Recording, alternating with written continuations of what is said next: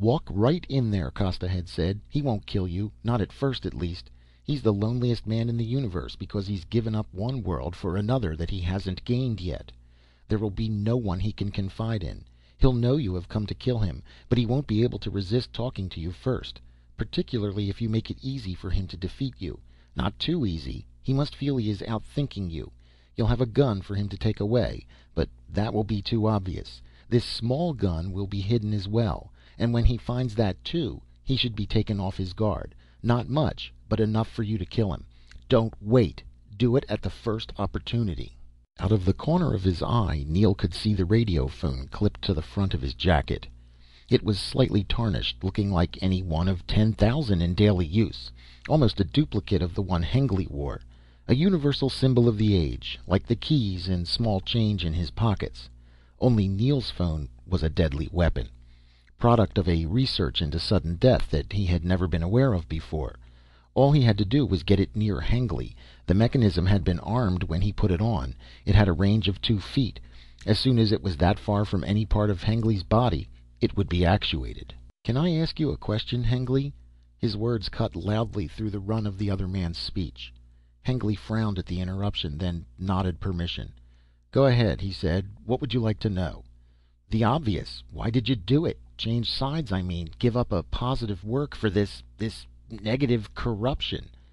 "That's how much you know about it," Hengly was shouting now. "Positive, negative, war, peace, those are just words, and it took me years to find it out. What could be more positive than making something of my life, and of this planet at the same time? It's in my power to do it, and I've done it." "Power, perhaps that's the key word," Neel said, suddenly very tired. "We have the stars now, but we have carried with us our little personal lusts and emotions. There's nothing wrong with that, I suppose, as long as we keep them personal. It's when we start inflicting them on others the trouble starts. Well, it's over now, at least this time."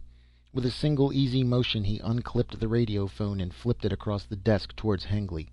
"Goodbye," he said. The tiny mechanism clattered onto the desk and Hengly leapt back, shouting hoarsely. He pulled the gun up and tried to aim at the radio phone and at Neel at the same time. It was too late to do either. There was a brief humming noise from the phone. Neel jerked in his chair. It felt as if a slight electric shock had passed through him.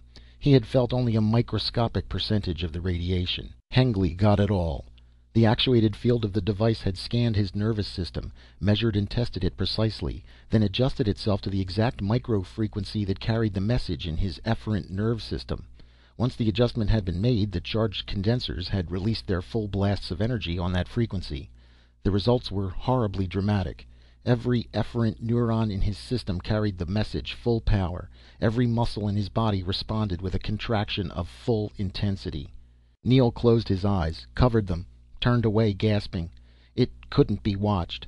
An epileptic in a seizure can break the bones in a leg or arm by simultaneous contraction of opposing muscles. When all the opposed muscles of Hengly's body did this, the results were horrible beyond imagining. When Neel recovered a measure of sanity, he was in the street running. He slowed to a walk and looked around. It was just dawn and the streets were empty. Ahead was the glowing entrance of a monotube and he headed for it. The danger was over now, as long as he was careful. Pausing on the top step, he breathed the fresh air of the new morning. There was a sighing below as an early train pulled into the station. The dawn-lit sky was the color of blood. "Blood," he said aloud. Then, "Do we have to keep killing? Is there another way?" He started guiltily as his voice echoed in the empty street, but no one had heard him. Quickly, 2 at a time, he ran down the steps. End of The K Factor by Harry Harrison.